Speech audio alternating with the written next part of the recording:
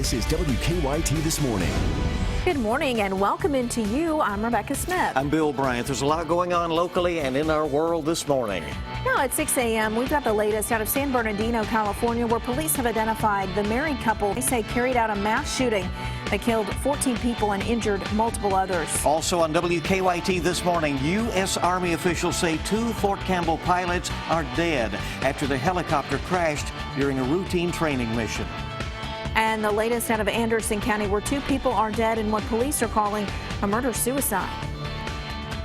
And we had some flakes from flurries overnight. That is slowly but surely transitioning down toward the south and the southeast. We'll see those temperatures in the 30s and 20s this morning. 28 now in Richmond. We're in 30s in the rest of the location. Afternoon, guys, we're talking about 40 degrees. It's going to be a cold day in store. We'll get into that coming up in a few minutes. Okay, we'll see you then, and let's lead the news, of course, with this morning. Authorities in California are trying to figure out what led up to a deadly shooting at an office holiday party in San Bernardino. When the gunfire ended, 14 people were dead, another 17 injured. Chris Martinez is live from San Bernardino. And at this hour, police, along with the FBI, they are still processing this shooting scene. Officials calling this a well-planned attack. Authorities have revealed the identities of the 2 suspects they believe are responsible for the mass shooting at Inland Regional Center. The pair, identified as 28-year-old Saeed Rizwan Farouk and his wife, 27-year-old Tashfeen Malik, fled the scene of the massacre in a black SUV. Both suspects died in a gun battle with police just 2 miles away from the shooting. Inside the SUV, investigators found assault rifles and semi-automatic handguns. Based upon what we have seen and based upon how they were equipped, there had to have been some degree of planning that went into this. Officials say Farouk, an environmental specialist for San Bernardino County, left a holiday party held for workers at the center in anger, then returned a short time later with Malik, dressed in assault-style clothing and armed with guns. People inside during the shooting describe a very chaotic scene. I was just numb. I was just in disbelief. I called my kids and said, if something happens to me, there's a shooting here, just be safe. Appearing with local Muslim leaders, Farouk's brother-in-law condemned the attacks and expressed his remorse. I am very sad, like deeply sad and shocked that something like this happened. As the investigation continues to unfold, authorities say they have not ruled out terrorism as a motive. It is a possibility, but we don't know that yet, and we're not willing to go down that road yet. Authorities worked late into the night at the scene of the deadly shooting after bomb squads found and detonated a suspicious pipe bomb device inside. Saeed Farouk's brother-in-law tells us that the 2 suspects were married for 2 years and the couple had a 6-month-old daughter. And officials are telling us they now know that at least 2 of the 4 guns they say the suspects used were purchased legally. Reporting in San Bernardino, California this morning, I'm Chris Martinez. Now back to you. A lot, obviously, to come on this story, and the latest from CBS This Morning coming up shortly at 7. Yeah, still a lot of questions on all that. Well, we are tracking the developing situation out of a Kentucky military base. A helicopter went down near Fort Campbell. And within the past couple of hours, the U.S. Army has announced that the 2 pilots were killed. Let's go to WKYT's Mark Barber. He's here now tracking the newest developments on this. Mark? Good morning, Bill. Right now, the Army is trying to figure out why that helicopter crashed. While they don't have that answer yet, they do know that it went down while 2 pilots were flying a routine training mission near Fort Campbell. The pilots who were killed were part of the Army's 101st Airborne Division. Many soldiers in that division have been deployed on contingency operations and are set to return to base over the next few days. It will certainly be a difficult homecoming for many of them. We're told the 2-seat Apache helicopter went down around 7 last night in Montgomery County, Tennessee, a little more than 10 miles south of Fort Campbell. The helicopter crashed into a washed-up riverbed, and it was on fire when rescue crews got there. In this aerial footage, you can see the wreckage still smoking as crews work to figure out what caused the crash. Neighbors in the area say they knew something serious had happened because the force of the crash shook their homes. Now, the Army has not released the names of those 2 pilots who died because the coroner says they are still trying to reach their families. Rebecca, back to you. Thank you so much. Still a lot of unanswered questions this morning in Anderson County. That's where state police say they found 2 people dead inside a home. Investigators went to that home on Ruland Drive that's just outside the Lawrenceburg city limits. But before neighbors knew what was going on, they were evacuated from their homes. And WKYT's Michelle Chamberlain is at our live desk to explain more about this and what we know at the moment. Michelle, good morning. Good morning. According to Anderson News, when initial calls came in, the man threatened police saying, quote, there would be a bloodbath if they showed up at the home. Yesterday afternoon, police received calls of possible shots fired in the home just outside of Lawrenceburg. When police arrived, they say they had to use an explosive device to get inside the home. That's when, according to police, a man and woman's body were discovered inside the home in Alton Station.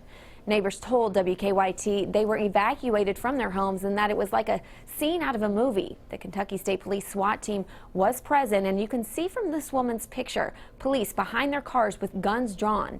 State police say they don't believe others were in danger. Police also say they are investigating this as a murder-suicide. We'll keep you updated throughout the morning and on our website, WKYT.com. At the live desk, Michelle Chamberlain, WKYT. Michelle, thank you. The death of a man found inside a moving truck in Lexington is no longer being investigated as a homicide. Fayette County Coroner Gary Ginn first thought 33-year-old Barry Slavin had suffered a gunshot wound.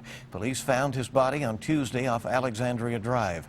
But the coroner now says that that wound was actually a ruptured cyst that had released a lot of blood. He also says they do not closely examine wounds at the scenes so they don't lose any potential evidence.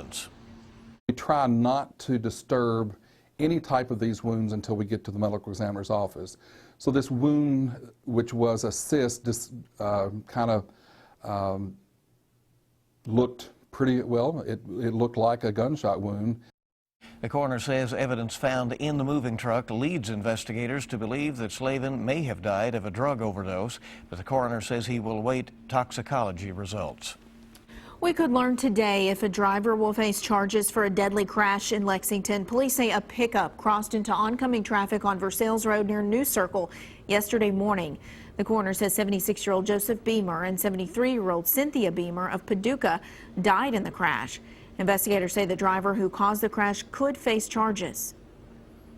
Investigators think fog caused a deadly crash in Nicholas County. We had the breaking news yesterday on WKYT this morning. Police say 2 pickups crashed on US 68 near Carlisle, killing 1 passenger. He has been identified now as 45-year-old Brian McCann. The drivers of both trucks were taken to UK hospital. The Republican leaders of the state Senate in Frankfort say they will not block about $250 million in state spending that is needed to pay for the health insurance of more than 400,000 people on Kentucky's expanded Medicaid program. Outgoing Democratic Governor Steve Beshear used an executive order to expand Kentucky's Medicaid program. Incoming Republican Governor Matt Bevin has promised to repeal the expansion. Now, your zone-by-zone forecast with meteorologist Micah Harris. We have a few flurries over in east and southeastern Kentucky, still trying to fly on through. What we're going to be seeing with those clouds is trying to move on out later on today, so you'll get bits and pieces. Just heads up down in east and southeastern Kentucky.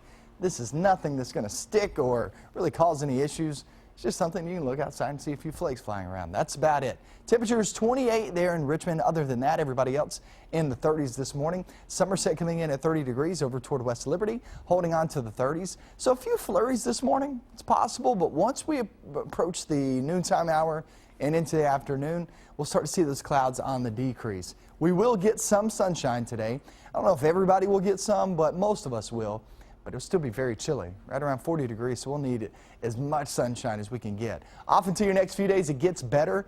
The weekend will be there in the 50s, low to mid 50s, and also look for those clouds to increase there on Sunday, meaning heads up for a little rain overnight, Sunday night into Monday morning. But as of right now, which we're still 4 days out, looks like we'll stay dry all weekend long during the daylight hours. We're looking at your temperature outlook for winter. And as of right now, it really just looks like the temperature outlook will be right near average. Some will be just below average, some will be just above average. So near average for most of our region, which means it's still going to be chilly, don't get me wrong. And we're still expecting slightly above average there for the snowfall totals, which around central Kentucky, Lexington, we're talking 12, 13 inches throughout your winter, which is not that much. You got to remember, 2 days last year we had that, or a little bit more than that. So that'll be okay with me. If we can span that out for 3 months, I'll be just fine with that. Off towards your weekend, though, Bill, there you go, looking at the 50s. This is still, I mean, November was above average. December is right now above average. It's been pretty nice so far this fall, heading off into the winter. It really has. I mean, you know, we're sneaking into December now without any major event. So, yeah, you know, let's hope that happens that way. The snow just comes in little doses. That would be okay with me. Right? We had, you're right. We had 2 big ones last year. 6:10 the time this morning. Each morning we bring you weather and traffic together right here. Hey, let's go out to Officer Don and look at what's happening on the roads. Good morning, Don. Good morning. Overall view of Lexington traffic this morning looks okay, mostly in the green. With traffic flow, at least so far. We have the construction zone on Todd's Road that they continue to work, so obviously we'll have delays there a little bit later, but we're sort of getting used to that one by now. As far as the rest of the city goes and our drive times, right now we're in pretty good shape around Lexington. If you plan to come in from Nicholasville, it should be about normal. Same deal inbound Winchester Road right now from Clark County. US 60 looks good, and even across the Clays Ferry Bridge from Madison County. So we'll keep an eye on things throughout the morning and, of course, keep you up to date.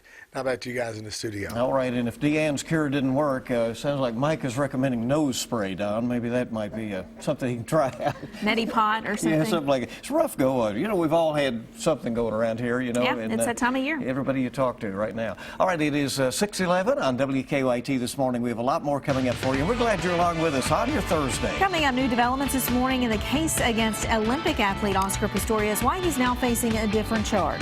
And the Wildcats take on the Bruins of UCLA tonight. We're in Los Angeles with details on that historic matchup. That and more ahead on WKYT this morning.